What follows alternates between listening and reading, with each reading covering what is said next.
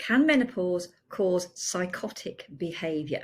My name is Tracy Montgomery and I talk about all things menopause, midlife and all that comes with this very transient stage. So let's talk about what's happening.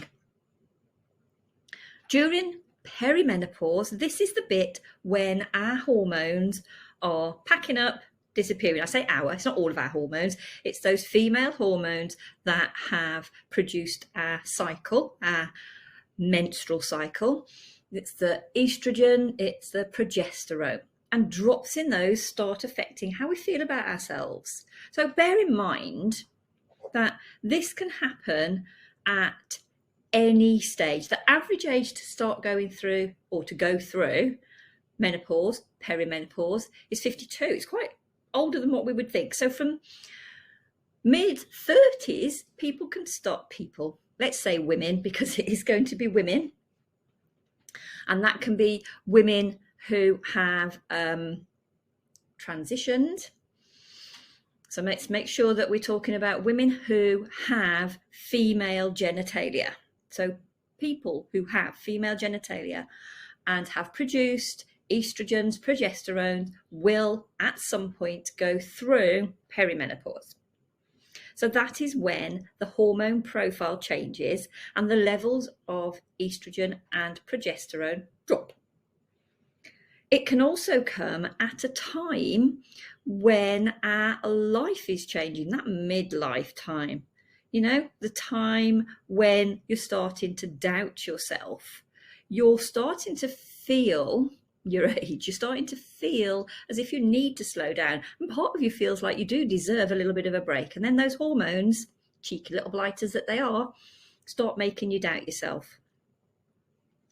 And what can happen is the way that you respond to different stimuli is not how you used to behave. So because those hormones are dropping off, our brain can get a little bit confuddled and those support hormones that we once had aren't there. So those naughty hormones like your cortisol reactions, you know, the ones that give you the stress, or your adrenaline reactions, aren't suppressed as quickly or as easily as they used to be. So long as we are mindful of the fact that the perimenopause, those hormones are going to affect how we feel about things, then we can be aware when situations arise. Now, you can have a number of stressors happening all at once, which means that your ability to cope at this time becomes lessened. And don't forget, there are also societal pressures. There's a societal norm that as you get older, you're sat there in your nice comfy house, you've got your nice comfy job, you've got your nice comfy car. Notice I'm using a lot of the word comfy here, and sometimes that's not exactly how it is. And that can lead to our ability to cope at this time becoming compromised. So we have talked, and we do talk about knowing that this is happening to us. If we know this is happening to us, we can do something about it. We can think about sensible things that are going to suppress and delay this reaction. So simple things on a daily basis, like having your routine planned, having your day planned. Yeah, sometimes shit happens and you get thrown a curveball, but if you've got a plan, it just means that when that curveball's hanging around, you know that you can get back on track pretty quickly because you've got everything planned out. Go outside. I'm pointing outside because there's a window there.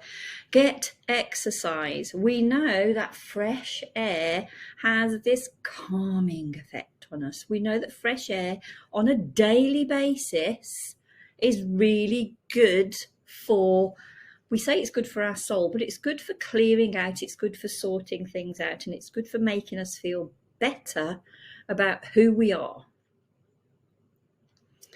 Stress can also lead to a disturbance in our sleep patterns. So if you've got yourself a morning routine to plan out your day, and then you've got yourself an evening routine, the likelihood is that your sleep patterns are going to be better than if you don't. Bear in mind that during perimenopause, insomnia and hot flashes, night sweats can be prevalent.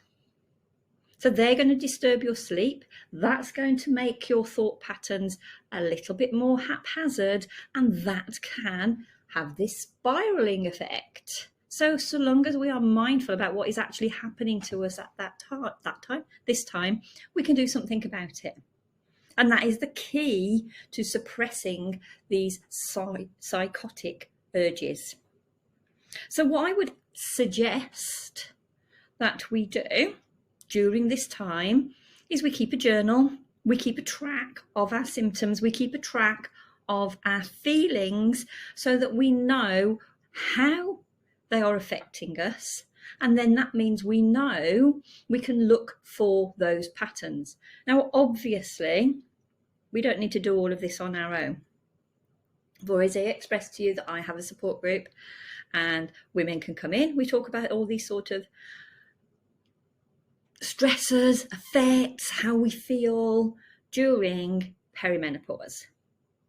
Now, if you feel that you need a little bit more than a support group, then you do need, and I would stress that you do need to seek medical support to help you through this time. The key at this time, if you're feeling overwhelmed, if you're feeling lost, if you're feeling hopeless, helpless, and that you can't cope, is to talk to somebody about it. I hope this little chat has been useful and made you feel that you are not alone as you go through this stressful stage. So my name's Tracy Montgomery. I talk about all things menopause, midlife, and all the...